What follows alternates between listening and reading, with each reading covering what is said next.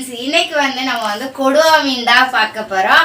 அதுல வந்து கொடுவா மீன் வந்து ஃப்ரை வறுவல் ஃப்ரை பொரியல் வராது வறுவல். மீனகாமி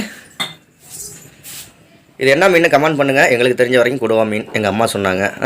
ஆமா, நிஷா சொன்னா பாறை மீன்னா, நான் சொன்னேன் நெய் மீனுன்னு.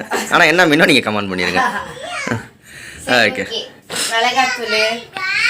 மிளகாத்தூள் ஒரு ஸ்பூன், மஞ்சத்தூள் ஒரு ஸ்பூன், உப்பு ஒரு ஸ்பூன், அப்புறமேட்டு மீன் குழம்பு வறுவல் பொடி, வறுவல் குழம்பு மசாலா, குழம்பு வேற வறுவல் வேற. வறுவல்ல 1.5 ஸ்பூன், கார்ன்ஃப்ளவர் மாவு வந்து 3 ஸ்பூன், அரை லெமன் பிழிஞ்சு, அதுக்கப்புறம் இப்போ தண்ணி தெளித்து நல்லா கட்டி இல்லாமல் பிசைஞ்சிட்டு அப்படியே மீனை போட்டு அரை மணி நேரம் நம்ம ஊற வைக்கணும்.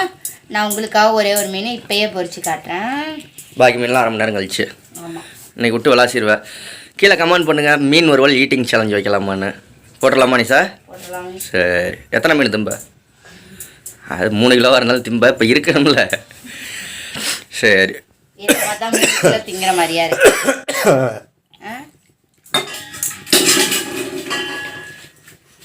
பாப்பு குட்டி வந்து பட்டாசு வெடிச்சுக்கிட்டு இருக்கா. இது வந்து கடை இது போயிருக்காங்க. பாப்பா வந்து பட்டாசு டொப்பு டொப்பு டொப்புன்னு பொட்டு பட்டாசு. இந்த மெத்தடில் மீன் வறுக்கலாமா இல்லை வேறு ஏதாவது நிஷா மிஸ் பண்ணியிருக்காளா என்ன ஏதுன்னு அதையும் கமெண்ட் பண்ணுங்கள். நாங்கள் அடுத்த தடவை மீன் செய்யல சரி செஞ்சுக்குவோம். என்ன நிஷா? வா, போட்டு பொரிச்சு எடுத்துட்டேன். நல்லா மிக்ஸ் பண்ணி இங்கிட்டு ஒரு பெரட்டு அங்கிட்டு ஒரு பெரட்டு பெரட்டிட்டு மசாலா ரொம்ப சேர்க்குறேன்னு நினைக்கிறேன். கரெக்டாக தான் சேர்க்கிறேன், ரொம்பலாம் சேர்க்குறேன். தோசைக்கல்ல எண்ணெய் ஊற்றிட்டும் போடலாம். போட்டு அப்படி எண்ணெய் ஊற்றிட்டு கையில் போட்டோம்னா தெரிச்சிரும். அதனால் இப்படி வச்சுட்டு அதுக்கப்புறம் எண்ணெய் ஊற்றுனோம்னா தெளிக்காது. சூப்பர்.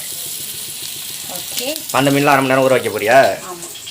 ஓகே, பாய் சொல்லி எல்லாருக்கும். நீங்களும் இந்த மாதிரி மீன் வறுவல் வறுத்து சாப்பிடுங்க. வேற எந்த மெத்தடில் வறுப்பீங்கன்றதை எனக்கு கமெண்ட்ல ஷேர் பண்ணுங்க. ஓகே, பாய். பாய்.